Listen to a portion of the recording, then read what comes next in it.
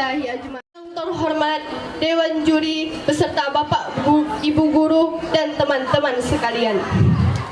Pertama-tama, marilah kita ucapkan puji beserta syukur kehadiran Allah Subhanahu wa taala, yang mana Allah telah memberikan kita kesehatan jasmani maupun rohani sehingga kita dapat hadir bersama-sama di sekolah yang kita cintai ini. Salawat berangkaikan salam tidak lupa kita junjungkan kepada Nabi besar kita, yakni Nabi Muhammad sallallahu alaihi wasallam, yang mana Nabi telah membawa kita dari zaman kebodohan hingga dengan zaman yang penuh ilmu pengetahuan.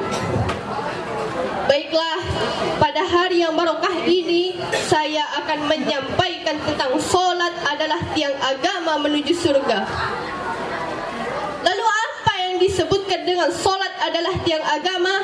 Bagaikan bangunan, bagaikan rumah yang tidak memiliki tiang, maka rumah tersebut pun akan runtuh, akan roboh begitu saja. Begitu pula dengan agama. Jika ada manusia yang tidak melaksanakan solat tetapi dia mengakui dirinya beragama Islam, maka agamanya pun akan runtuh. Tahukah hadirin sekalian, ketika Nabi Muhammad melakukan perjalanan menuju ke langit ketujuh bersama dengan malaikat Jibril yang biasa disebut dengan Isra Mi'raj, beliau menerima perintah untuk sholat 5 kali dalam sehari semalam. Pada awalnya, pada mulanya adalah 50 kali dalam semalam. Tetapi karena Nabi Muhammad merasa umatnya tidak mampu, maka dikurangkanlah menjadi 5 kali dalam sehari semalam. Apa saja itu? Yang pertama subuh 2 rakaat, zuhur 4 rakaat, asar 4 rakaat, maghrib 3 rakaat, dan isya 4 rakaat. Masing-masing sholat tersebut hanya dilaksanakan 5 menit saja. Apakah tidak ada waktu untuk 5 menit saja dalam 24 jam? Sungguh terlalu. Lalu apa hikmah kita menjalankan sholat 5 waktu? Yang pertama adalah mendekatkan diri kepada Allah.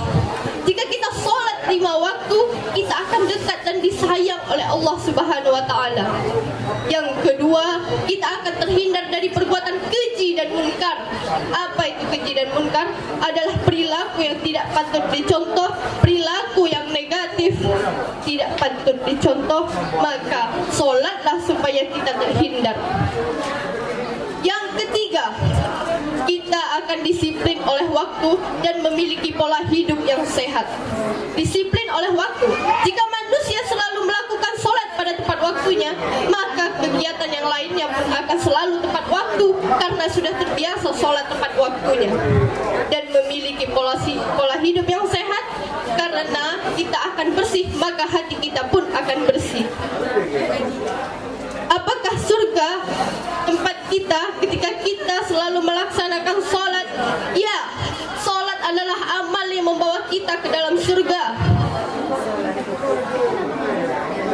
Membicarakan tentang surga, pada hari kiamat manusia terbagi ke dalam 2 kelompok besar, yaitu fariqun fil jannah wa fariqun fis syair. Sekelompok manusia masuk surga dan segolongan lain laginya masuk ke dalam neraka. Lalu bagaimana manusia yang masuk surga? Apakah dia masuk surga melalui pintu? Ya, manusia masuk surga melalui berbagai macam pintu. Yang pertama, pintu sholat. Jika manusia selama di dunia menyempurnakan sholatnya, bahkan sholat sunnahnya pun disempurnakan, maka melalui pintu sholat itulah dia akan masuk surga. Yang kedua, pintu jihad. Jika manusia selalu membantu sesama manusia, dia ringan tangan, maka melalui pintu jihad itulah dia akan masuk surga. Yang terakhir, pintu puasa. Jika manusia menyempurnakan sholat, menyempurnakan puasanya pada bulan Ramadan, maka melalui pintu puasa itulah dia akan masuk surga. Jangan nanti ketika ada manusia yang berbicara, saya mau masuk surga melalui pintu puasa, tetapi ketika ditanya oleh malaikat, apakah kamu puasa selama di dunia? Puasa sih. Puasa bagaimana? Puasa kasih itu berarti puasa gendang, yang atasnya tertutup, bawahnya tertutup, tetapi di dalamnya itu kosong, sama saja tidak. Lalu bagaimana bentuk di dalam surga? Tempat tidurnya terbuat dari permata yang berkilau, bantal-bantalnya terbuat dari emas yang berkilau. Lalu bagaimana dengan makanannya?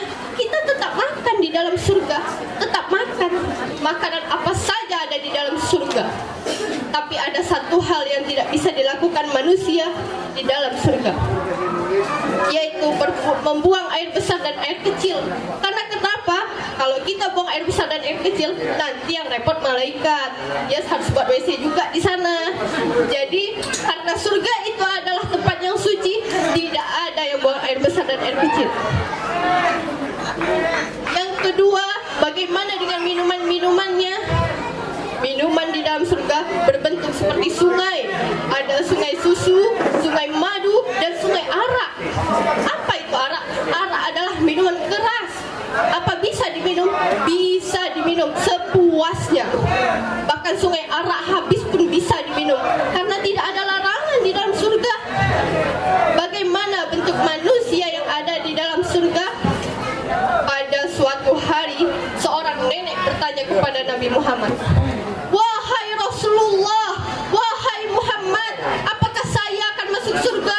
Saya sangat menjaga sholat, saya menjaga puasa, saya juga berbuat baik kepada sesama manusia." Lalu sang Nabi pun menjawab, "Tidak, nenek-nenek tidak masuk surga." Lalu apa yang terjadi? Sang nenek pun menangis sejadi-jadinya dan berkata, "Lalu apa yang saya lakukan di dunia, Rasulullah? Apakah semuanya sia-sia?" Lalu sang Nabi pun tersenyum, "Tidak, tidak ada yang sia-sia." Lalu kenapa saya tidak bisa masuk surga? Di dalam surga tidak ada yang tua. Jika nenek selama di dunia berumur 60 tahun, kembali ke surga menjadi muda lagi, menjadi muda kembali. Karena rata-rata di dalam surga berumur 33 tahun, tidak ada yang sangat tua, tidak ada yang sangat muda. Baiklah, semoga ceramah saya dapat membuat motivasi kepada kita semua menjadi lebih semangat sholatnya, semangat sholatnya. Jika ingin masuk surga, maka sholatlah, sholatlah, dan sholatlah. Baiklah, ini saja yang dapat saya sampaikan. Lebih dan kurang saya mohon ampun. Wabillahi taufiq wal hidayah. Wassalamualaikum warahmatullahi wabarakatuh.